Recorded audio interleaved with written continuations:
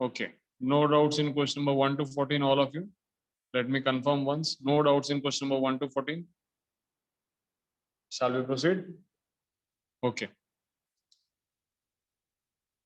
We'll proceed.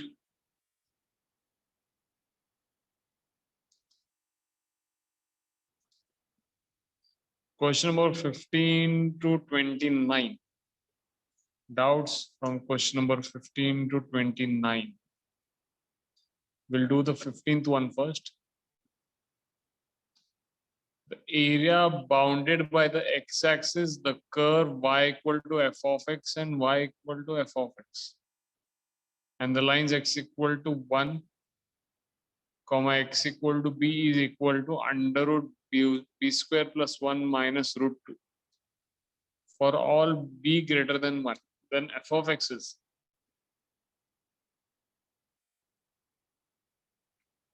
I guess चुकून हे y equal to f of x दोन वेळा टाइप झालाय. आपण एकदाच त्याला कन्सिडर करूया. The area bounded by the x-axis, ठीक है. The curve y equal to f of x, ठीक है. And the lines x equal to 1 to x equal to b, ठीक है. Limits दिलेत 1 to b. Function दिला f of x dx. Okay.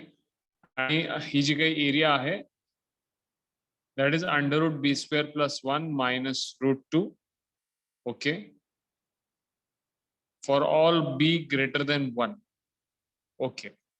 Then f of x equal to. Now clearly I can see one thing here. कि हे under root x square plus 1 from 1 to b upper limit minus lower limit केलं तर हा answer येतो. मान्य आहे सगळ्यांना? त्या इंटिग्रेशनचं उत्तर जे आहे ते under root x square plus 1 असावा. कारण जर का under root x square plus 1 झाला आणि त्यामध्ये जर का तुम्ही upper limit minus lower limit केलं तर ते under root B square plus 1 minus under root 1 square plus 1 म्हणजे under root B square plus 1 minus root 2 असं होईल असं दिसतंय. सो ऑब्वियस आहे की त्या फंक्शनचा इंटिग्रेशन या फंक्शनचं इंटिग्रेशन जे आहे that is under root x square plus 1. म्हणून ह्याचा डेरिव्हेटिव्ह तो फंक्शन असणार आहे. Yes or no? Derivative under root x square plus 1 is nothing but the function. कारण आपल्याला हे जे काय मिळालंय फंक्शनचं इंटिग्रेशनचं उत्तर under root x square plus 1 आहे. Integration of x is how much x square upon 2. X square upon 2 चा डेरिव्हेटिव्ह घ्या, परत एक्स मिळतोय का बघा. मिळतोय का नाही मला सांगा. म्हणजे integration of f of x याचं उत्तर under root x square plus 1 आलंय. मग परत तुम्हाला एफ ऑफ एक्स हवा असेल तर परत डेरिव्हेटिव्ह घ्या. Yes. So simply will find derivative of under root x square plus 1 किंवा 1 प्लस एक्स स्क्वेअर. किती येतं 1 upon 2 under root 1 plus x square into 1 plus x square is related to 2x, 2 ला 2 cancel will. So will this answer be x upon under root 1 plus x square? X upon under root 1 plus x square. Can you find the option? Yes, we can find the option. समजते सगळ्यांना? So we'll stick to the basics. x चे limits दिलेत म्हणजे integration मध्ये dx असणार आहे. Function दिलाय तो f of x दिलाय. लिमिट्स दिलेत 1 to b. आणि ह्याचं उत्तर जे आलंय त्याच्यात upper limit minus lower limit केल्यानंतर आले under root B square plus 1 minus under root 2. So इथंच तुम्हाला तो सेन्स झाला पाहिजे की हे जो काही उत्तर आला असावा तो असणार आहे under root 1 plus x square किंवा X square plus 1 from the limits 1 to b. असं ते असल्यामुळे ते झालं असणार. आयडिया लक्षात येते सगळ्यांना? I have try to repeat the question, repeat the solution. Shall we proceed? Okay. Question number 15 to question number 26. Any more doubts to deal with? 26. Okay. The area of region bounded by the curve y equal to tan x and the tangent drawn at x equal to pi by 4 and x-axis. आज आएगा आविष्कार? आज question विचारा जाएगा. Okay, you want to ask 24.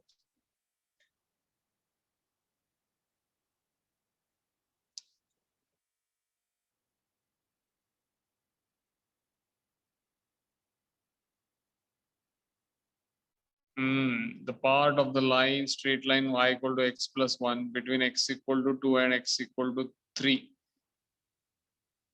is revolved about x-axis. Then the curved surface area of the solid thus generated. एक minute, आता ह्याला मला फिगर काढावी लागेल. x plus 1 2 2 3 ठीक. Just a second.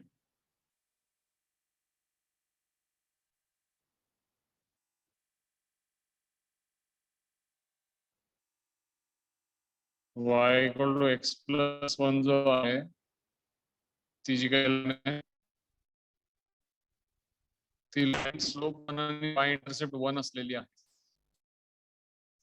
स्लोप 1 पाहिजे आणि y इंटरसेप्ट पण 1 हवं. म्हणजे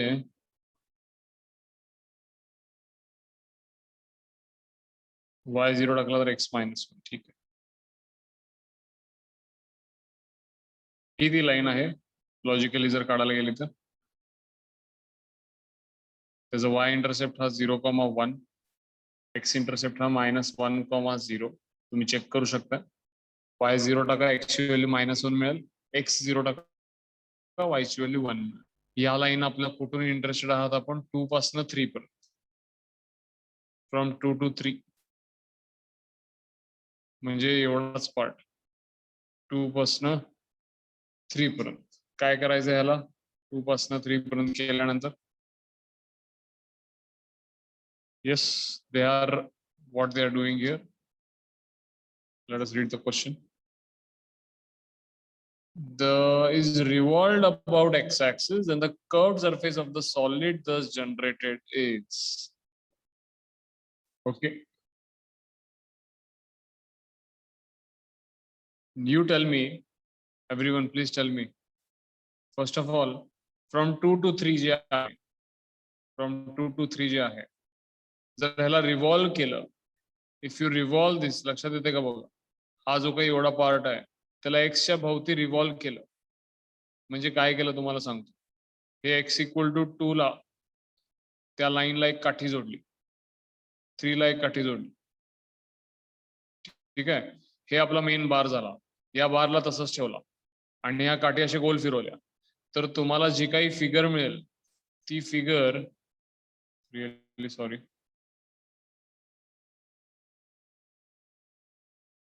ती फ्रस्ट्रम मिळेल का सांगा मला.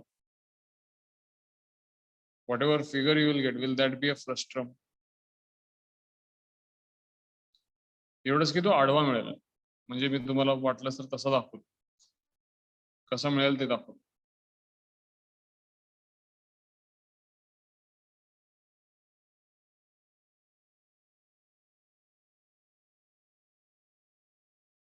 एकच मिनिट, लक्ष देऊन ऐक, बघायचं.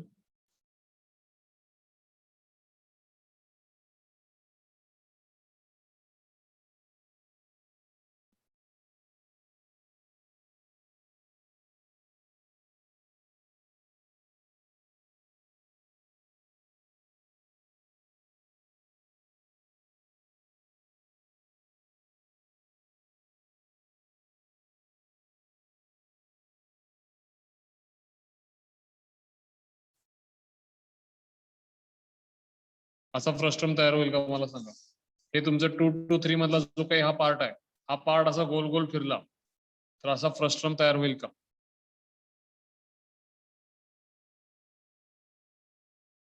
फ्रस्ट्रमचा जो काही छोटा सर्कल आहे वरचा, त्याचा रेडियस 2 आहे, बरोबर का? बरोबर का नाही मला सांगा. फ्रस्ट्रमचा जो मोठा सर्कल आहे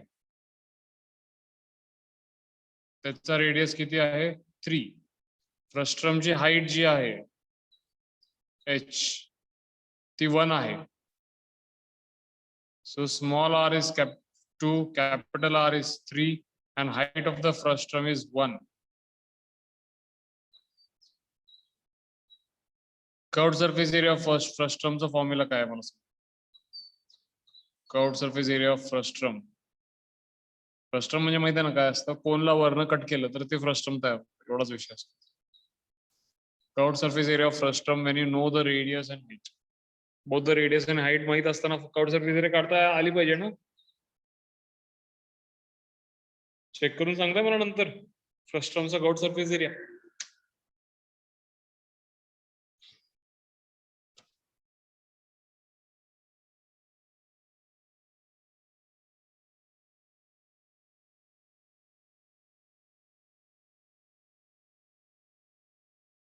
मी ते कसं लक्षात ठेवायचं मी तुम्हाला सांगतो. समजा एक फ्रस्ट्रम आहे, त्याचा कर्व्ड सरफेस एरिया काढायचा.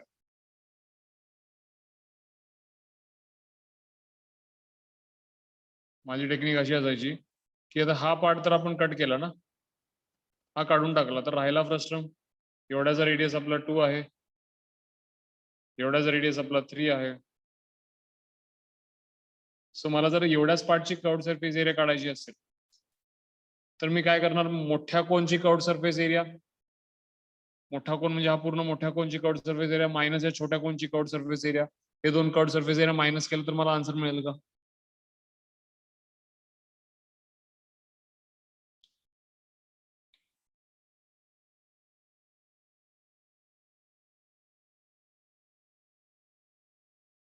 मिळेल का आन्सर?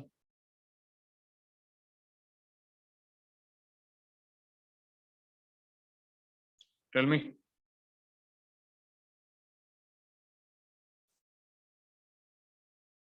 मग त्या हिशोबाने तुम्ही काढा. मोठ्या कोण लहान कोणचं तुम्ही करून काढा, नाही तर स्ट्रेट अवे फ्रस्ट्रमची फॉर्म्युला चेक करा. जर लक्षात ठेवता येत असेल तर ते पाठ करा आणि मग त्याचा आन्सर काढा. पण मला वाटतं की आता तुम्हाला सॉल्युशन तरी काढता येईल सगळ्यांना.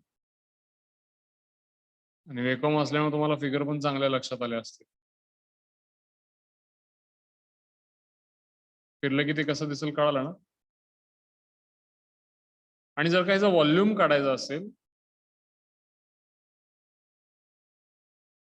तर व्हॉल्यूमचा फॉर्म्युला असा आहे, एक्स बरोबरचा व्हॉल्यूम काढायचा असेल तर फंक्शन मधल्या इक्वेशन मधल्या वायच्या व्हॅल्यूचा स्क्वेअर, फंक्शन मधल्या वायच्या व्हॅल्यूचा स्क्वेअर dx असा एरिया काढला जातो. आणि लिमिट्स तुम्हाला जे आहे ते टाकायचेच. हा व्हॉल्यूमचा विषय आहे. स्टेट बोर्ड मध्ये व्हॉल्यूम आपला नाहीये, पण एनसीईआरटी मध्ये व्हॉल्यूम आहे. पण फार कमी क्वेश्चन असतात व्हॉल्यूमचे, तुम्ही बघत असाल. हाही पॉईंट मी तुम्हाला सांगतो, लक्ष देऊन ऐका. तुम्हाला एरिया जर व्हॉल्यूम जर एक्स बरोबर काढायचा असेल, you have to find the volume with x axis. या क्वेश्चन मध्ये व्हॉल्यूम विचारलेलं नाहीये basically, but if you have to find the volume with x axis, limits x वरचे dx हे सगळं सेम राहणार. फक्त आपण फंक्शन मधनं जी y ची व्हॅल्यू घ्यायचो ना, ते y ची व्हॅल्यू न घेता we are going to make the square of the value of y. आणि बाजूला आपण इंटिग्रेशनच्या बाहेर पाय हा कॉन्स्टंट यूज करतो. In the similar way, if you have to find the volume generated with y-axis under some limits, तर ते y-axis बरोबर तुम्ही डिवाय करा आणि फंक्शन मध्ये पाय एक्स स्क्वेअर, पाय बाहेर कॉन्स्टंट, फंक्शन मधनं एक्स ची व्हॅल्यू घ्यायची, त्याचा स्क्वेअर करायचा आणि तो सबस्टिट्यूट करायचा. मग जे काही ते व्हॉल्यूम सॉलिड जनरेट होईल त्याचा व्हॉल्यूम त्यातनं तयार होईल. म्हणून तुम्ही कधी लाईनला रोटेट केलात, समजा मी -1 पासून 3 पर्यंत या लाईनला रोटेट केलं असतं विथ एक्स ऍक्सिस, तर माझा कोण तयार झाला असता का नाही मला सांगा. हा एक कोण तयार झाला असता का नाही? Yes, all of you. हा कोण तयार झाला असता?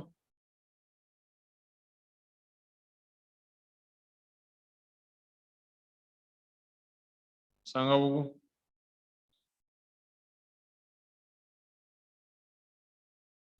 म्हणजे मी ह्याच क्वेश्चन मध्ये जर इंटिग्रेशन -1 to 3 पाय y स्क्वेअर म्हणजे x+1 ब्रॅकेट स्क्वेअर dx केलं असतं तर मला व्हॉल्यूम ऑफ कोन मिळालं असतं का? Would I get the volume of cone? Please tell me if according to the formula if we go, would I get the volume of cone? But at the same time, volume of the cone can also be found by 1/3 pi r square h. Yes or no? At the same time, volume of cone can be found by 1/3 pi r square h. हा जो काही कोन मी -1 पासून 3 पर्यंतचा जो काही कोन आहे त्याची जी काही हाईट आहे ती 4 आहे. Do you agree? ज्याची जी काही हाईट आहे ती 4 आहे. Do you agree with it? Okay. आणि त्याचा जो काही रेडियस आहे, मोठ्या कोनचा म्हणतो मी, मोठ्या कोनचा जो काही रेडियस आहे तो किती आहे? What is the radius? Is it 3? मोठा कोणचा रेडियस जो आहे तो 3 आहे का? Okay, so this will be 1/3 pi into 9 into 4, so this is going to be 12 pi cubic unit. Yes, answer is how much? Volume of कोण किती आला आपला? According to the mensuration 10वीतल्या फॉर्म्युलावरनं 12 pi cubic unit. Now let us see की त्यांनी जे काही आपल्याला solution सांगितलंय pi y square dx त्यातनं पण सेम आन्सर येतंय का? व्हॉल्यूम चेंज होणार आहे का? Irrespective of whichever method you use to find the volume is surely not going to change. Okay, so in this case pi will remain as it is. X plus 1 bracket square चं integration जे आहे, x plus 1 bracket square चं integration जे आहे, shall I write it as x plus 1 bracket cube upon 3? Shall I write it as x plus 1 bracket cube upon 3? Or let us do one thing. Let us expand this. X plus 1 bracket square ला expand. X plus 1 bracket square would be x square plus 2x plus 1. बरोबर? याचं जर integration केलं, तर काय होईल प्रत्येकाचं integration? x square चा x cube upon 3, 2x चा x square, 1 चा इंटिग्रेशन x होईल. बरोबर?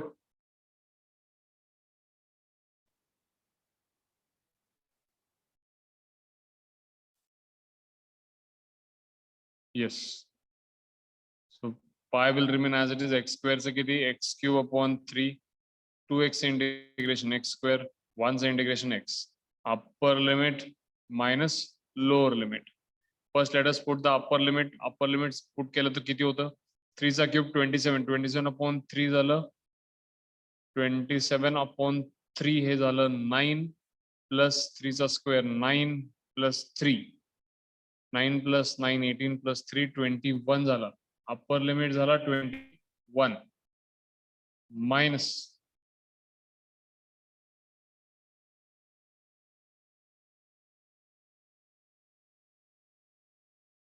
What about the lower limit? Lower limit केला किती होतं बघा? -1/3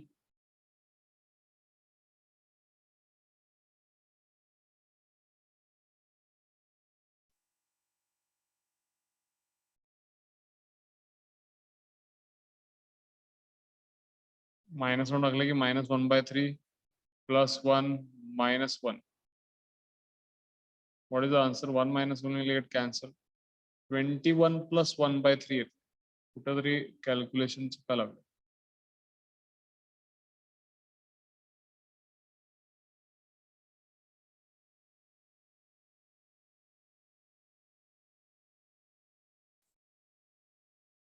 Just a second.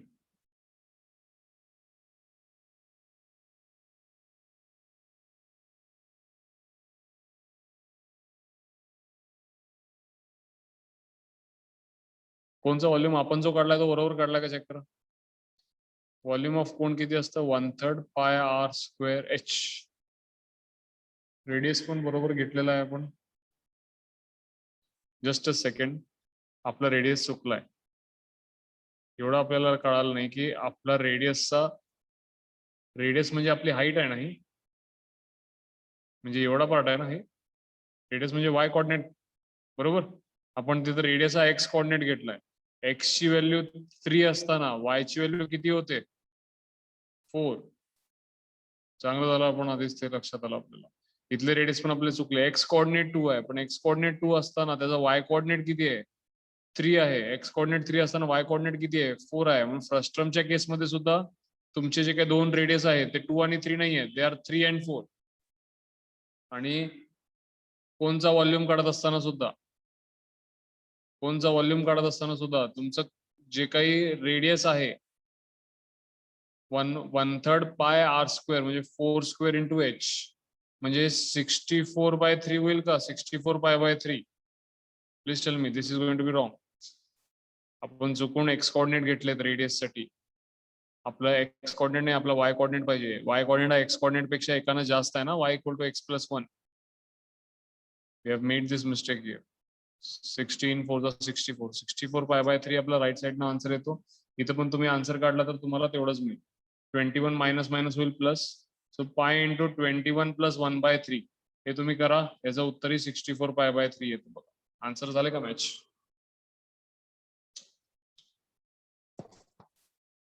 Volume of cone is 1/3 pi R square H, पण आपण कोनचा रेडियस घेताना चुकलो.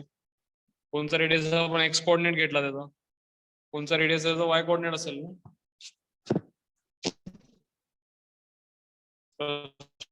तुमच्या केसमध्ये पण दोन जे रेडियस ते 3 आणि 4 असतात.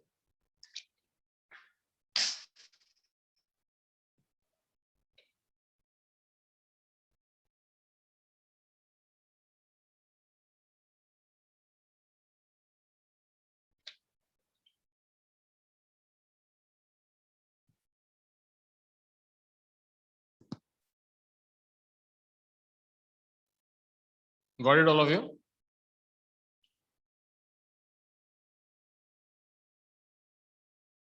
समजलेगा?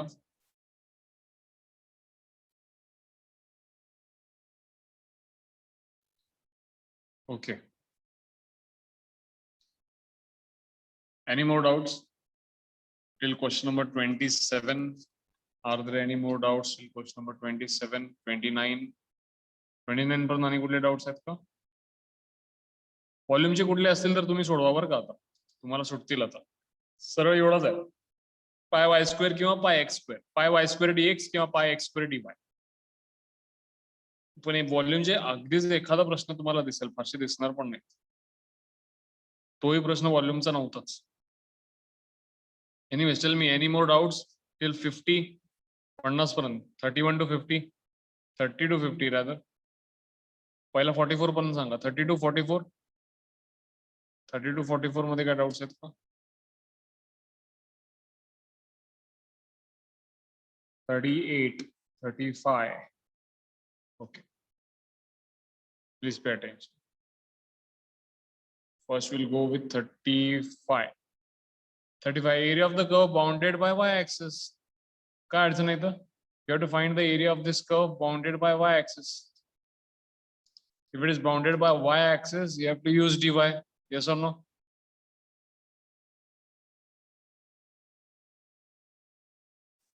If you have to find the area bounded by y-axis, you have to use dy. xy square equal to a cube minus, let us solve this, xy square equal to a cube minus a square x. Okay, so minus a square x इथं घ्या, xy square plus xa square equal to a cube. If you take x as common, a square plus y square equal to a cube. Function मधनं x ची value मिळाली, किती मिळाली? a cube upon a square plus y square. हे तर सगळ्यांना लक्षात आलंय. फंक्शन मधनं x ची व्हॅल्यू कळाली सगळ्यांना?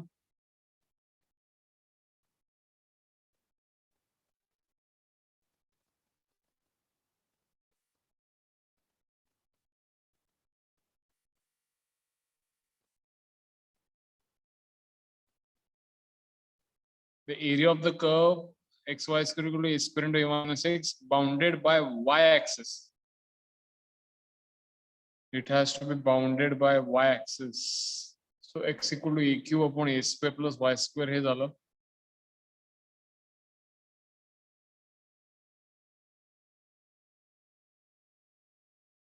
The integration is कुठून कुठं करायचं? बाउंडेड बाय वाय ऍक्सेस म्हटलं y बरोबरची एरियाला x ची व्हॅल्यू पाहिजे. फंक्शन मधनं x ची व्हॅल्यू मिळाली.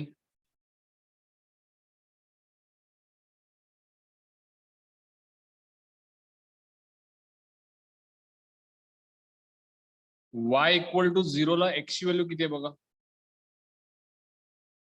y इक्वल टू 0 ला x इक्वल टू a आहे का? y इक्वल टू 0 ला x इक्वल टू a आहे का?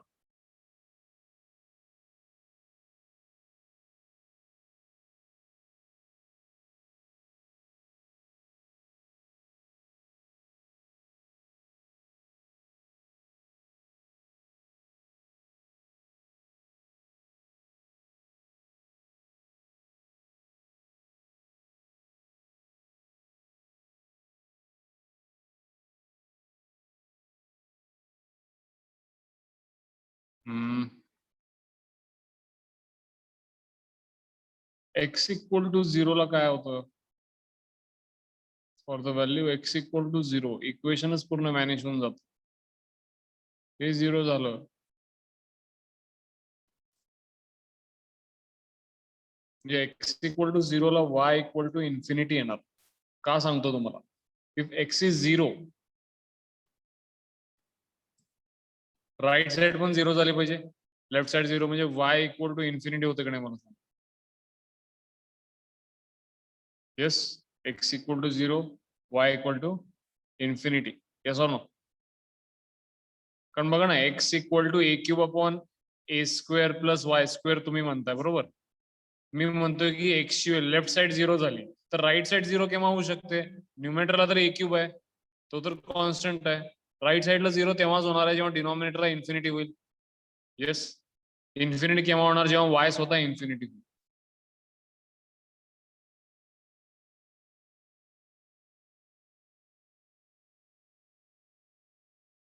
आणि y स्क्वेअर जो आहे तो फक्त प्लस इन्फिनिटीच होऊ शकतो ना.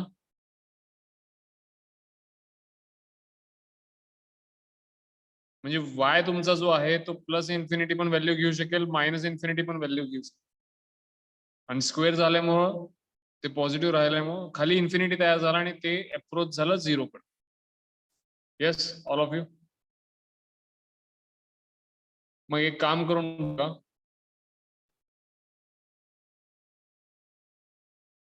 ह्याचं तुम्ही इंटिग्रेशन जे करणार आहे, x इक्वल टू a ला y तुमचा किती 0 होत होता ना? किती होत होता? आपण काय लिमिट्स काढले होते?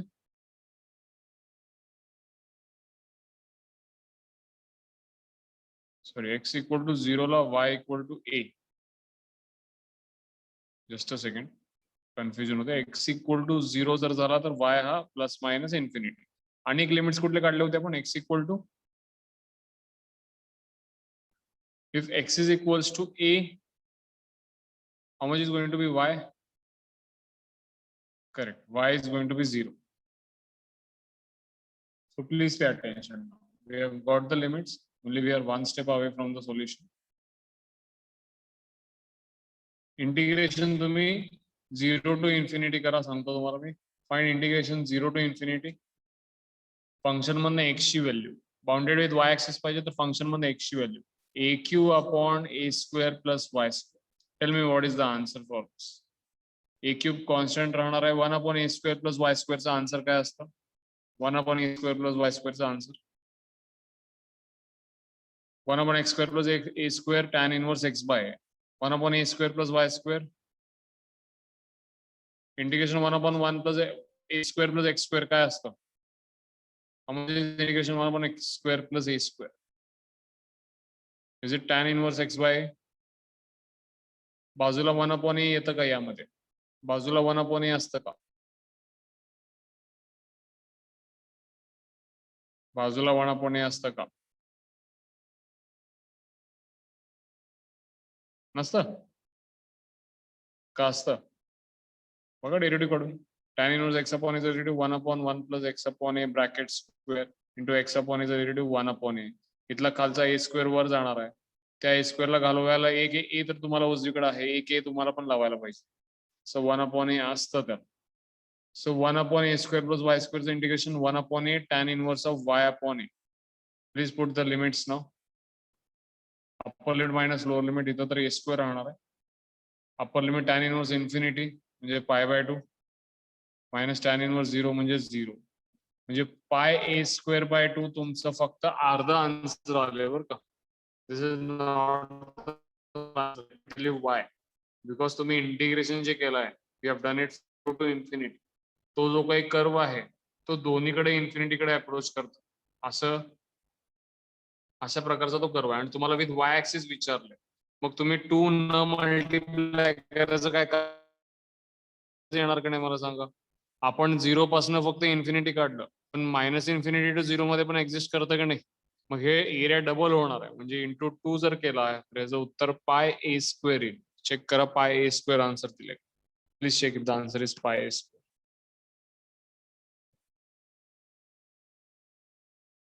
हा पॉइंट कुठला आहे? हा पॉइंट आपण काढलाय.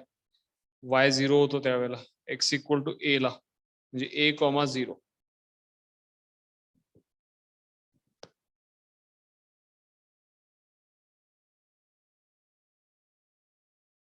अशा टाईपचा कर.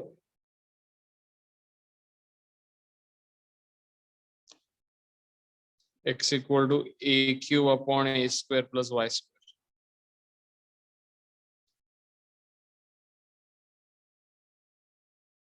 उत्तर दिले का pi square? Anyways, did you get the answer? Solution लक्षात आलं का? Now you will ask me, sir आपण या साईडला कर्व नाही काढलं, इथं पण कर्व निघाला असता, म्हणजे आणि 4 टाइम्स केलं असतं मग आपण. There might be a question like why isn't it this type. So basically one thing is for sure की तुमचा जो काही एक्स ऍक्सिस बरोबरचा इंटरसेक्शन आहे, म्हणजे ह्याचा जर y 0 झाला तर तुम्हाला x ची व्हॅल्यू प्लस मायनस ए नाही मिळत, x ची व्हॅल्यू a मिळते. म्हणजे तुमचा x बरोबरचा इंटरसेक्शन हा पहिली गोष्ट एकच आहे. बरोबर. दुसरी गोष्ट, तुमचा x हा कधी निगेटिव्ह होऊ शकत नाही. का मी तुम्हाला सांगतो, तुमचा y चा स्क्वेअर असल्यामुळे ही टर्म जी आहे that is going to be always positive. Now if you add anything to positive, it is going to remain positive. And वर पण तुमचं पॉझिटिव्ह पॉझिटिव्ह पण positive is positive. We are considering that a is greater than 0. ठीक आहे. If a is less than 0 then what will happen? हा या साईडला जाईल पूर्ण असा, पण तो एकाच कुठल्या तर बाजूला असेल. So basically you have to integrate from 0 to infinity. You have to integrate from 0 to infinity and make it twice. समजते? लक्षात येते का?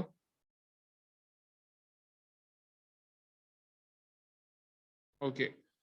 35 नंतर you had asked me 39. Area bounded by the curve y equal to log x and y equal to log x to the base e bracket square. ठीक आहे, ह्याची मी तुम्हाला hint देतो, प्लीज लक्ष देऊ नये का. पहिला तर दोघांचे पॉइंट ऑफ इंटरसेक्शन फाइंड करा. log x to the base e ला इक्वेट करा log x to the base e bracket square बरोबर. आणि तुम्ही अशा x च्या दोन व्हॅल्यूज काढा जे हे इक्वेशन सॅटिस्फाय करतो. ठीक आहे. Once you find those equations, दोन x च्या व्हॅल्यू, त्या दोन x च्या व्हॅल्यूज मध्ये दोघांचं इंटिग्रेशन करा आणि दोघांचं इंटिग्रेशनचं उत्तर मायनस करा. दोन एरियाच्या मधला एरिया फाइंड करायचा आहे कर्वच्या, दोघांचं इंटिग्रेशन करून दोघांचं मायनस करा. ठीक आहे. First find point of intersections आणि त्यानंतर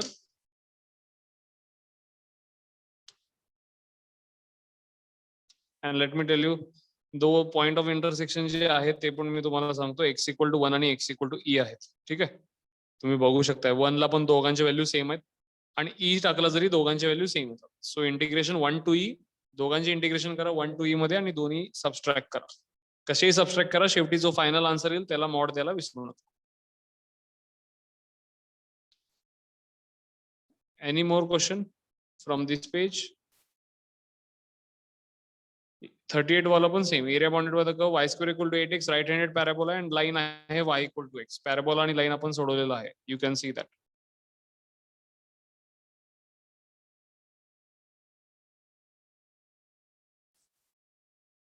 Rest of the questions, are you able to do them? बाकी सगळे जमलेत का?